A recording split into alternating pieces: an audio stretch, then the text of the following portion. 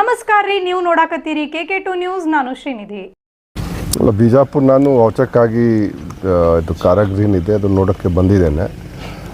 ಆ ಸಂದರ್ಭದಲ್ಲಿ ನಾನು ಬೆಳಗಾವಿ, ಜಮಖಂಡಿ ಮತ್ತು ಇವತ್ತು ಬಿಜಾಪುರ ಈ 3 ಕಡೆ ಈಗ ನಾವು ನೋಡಿದ್ವಿ ನಿನ್ನೆ ರಾತ್ರಿಯಿಂದ. ಬಿಜಾಪುರ ಜೈಲಿನಲ್ಲಿ ಸುಮಾರು ಈಗ 500ಕ್ಕಿಂತ ಜಾಸ್ತಿ ಬಂದಿಗಳು ಇದ್ದಾರೆ. ಆದರೆ ನಮ್ಮ ಸೂಪ್ರಿಂಟೆಂಡೆಂಟ್ ಕೊಟ್ರೇಸ್ ಅವರು ಮತ್ತು ಅವ್ರದ್ದು ಎಲ್ಲ ಸಹೋದ್ಯೋಗಿ ಅವರು ಚೆನ್ನಾಗಿ ನೋಡ್ಕೊಳ್ತಾ ಇದ್ದಾರೆ. ಯಾವುದು ಲೋಪದೋಷಗಳು ಕಂಡು ಬಂದಿಲ್ಲ.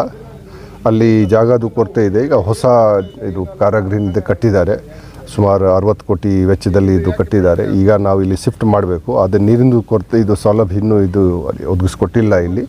ಅದಕ್ಕಾಗಿ ಈಗ ತಡ ಆಗ್ತಾ ಇದೆ.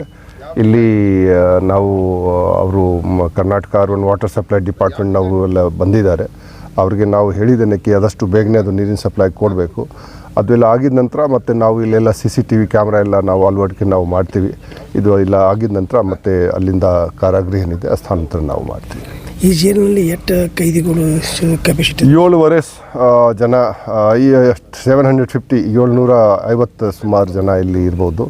219 ಇದು ಯಾರು ಶಿಕ್ಷಾ ಬಂದಿಗಳು, ಆ ನಂತರ 510 ಸುಮಾರು ಅಂಡರ್ ಟ್ರಯಲ್ ಪ್ರಿಸನರ್ಸ್ ಅವ್ರದ್ದು ವ್ಯವಸ್ಥೆ ಮಾಡಿದ್ದಾರೆ. ಸೊ ಸಾಕಷ್ಟು ಜನದಿದೆ. ಯಾಕೆಂದರೆ ಬಿಜಾಪುರದ್ದು 500 ಸುಮಾರು ಜನ ಇರ್ತಾರೆ, ಇಲ್ಲಿ 750 ಸುಮಾರು ಜನ ಇರ್ಬೋದು. ಸರ್, ಹಳಿ ಜೈಲಿನಲ್ಲಿ ಕೆಲವೊಂದು ಸರ್ತಿ ಆಕ್ರಮಣ ಚಟುವಟಿಕೆ ನಡೀಲತ್ತೀವಿ, ಅದು ಅದೇ ರೀತಿ ಇಲ್ಲೇನೇನು ಆಗ್ಬೋದು ಸರ್? ಅಲ್ಲ, ಈಗ ಅಲ್ಲಿ ಏನಿಲ್ಲ. ನಾನು ನಿಮಗೆ ಮೊದಲೇ ಹೇಳಿದ್ದೇನೆ ಯಾವುದು ಅಕ್ರಮ ಚಟುವಟಿಕೆ ಅಲ್ಲಿ ಇಲ್ಲ. ಸೊ ಅಲ್ಲಿ ಈಗ ಅಲ್ಲಿನೂ ಇಲ್ಲ, ಮತ್ತು ಇಲ್ಲಿ ನಾವು ಆಗಲಿಕ್ಕೆ ನಾವು ಬಿಡಲ್ಲ ಅಷ್ಟೇ. ಅಲ್ಲಿ ಕೂಡ ಏನಿಲ್ಲ. ಮತ್ತು ಆದರೆ ನಾವು ಸತತವಾಗಿ ನೋಡ್ತಾ ಇರಬೇಕು, ಯಾವ ಟೈಮ್ಗೆ ಯಾರು ತರಲೆ ಮಾಡ್ಬೋದು. ಸೊ ಅಲ್ಲಿ ಕೂಡ ನಾವು ನೋಡಬೇಕು. ಇಲ್ಲಿ ಕೂಡ ಬಂದಾಗ ಅದಕ್ಕಾಗಿ CCTV, ಬ್ಯಾಗೇಜ್ ಸ್ಕ್ಯಾನರ್ ಏನೇನು ನಾವು ಅಳವಡಿಕೆ ಮಾಡಬೇಕು, ಹೊಸ ತಂತ್ರಜ್ಞಾನಗಳು ಅದು ನಾವು ಮಾಡ್ತೀವಿ. ಸರ್, ನಿಮ್ಮ ಅಂಡರ್ ಎಷ್ಟು ಜೈಲುಗಳು ಸುಧಾರಣೆ? ಸುದ್ದಿ ಇಷ್ಟ ಆದವು ಅಂದ್ರೆ ಸಬ್ಸ್ಕ್ರೈಬ್ ಬಟನ್ ಒತ್ತಿರಿ. ಅಲ್ಲಿ ಕೆಂಪನ್ ಬಟನ್ ಐತೆ ನೋಡ್ರಿ, ಅದೇ ಗುಡಿ ಒಳಗಿನ ಗಂಟೆ ಹಂತದೊಂದು ಬಟನ್ ಐತೆ ನೋಡ್ರಿ, ಅದನ್ನು ಪ್ರೆಸ್ ಮಾಡಿರಿ. ಎಲ್ಲರ್ಕಿನ್ನ ಮೊದಲ ಸುದ್ದಿಗಳು ನಿಮ್ಮನ್ನೇ ಮುಟ್ತಾವ್ರಿ.